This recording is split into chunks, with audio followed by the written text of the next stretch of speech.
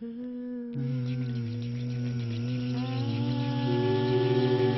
côté de chez Sam.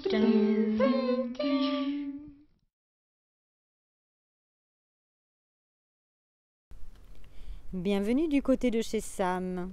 Certains supports papier auraient-ils le pouvoir de faire écrire une fiction qui s'avérerait être réelle?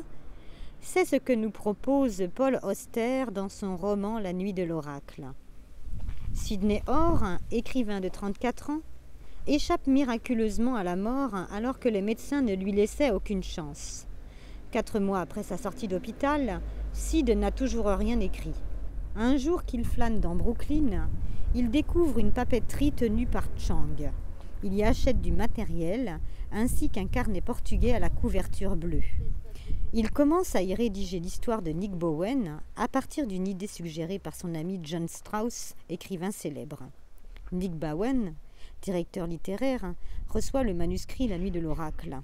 Le soir, frôlant la mort, il décide de changer de vie et s'embarque dans le premier avion direction Kansas City où il lit le fameux manuscrit.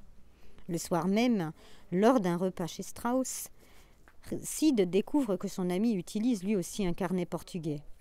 Le jour suivant, en allant chez le Chinois pour acheter du ruban adhésif pour sa femme, Grace, Sid décide d'acquérir tous les carnets portugais qui lui restent tellement l'écriture y est facile. Mais la papeterie est allouée.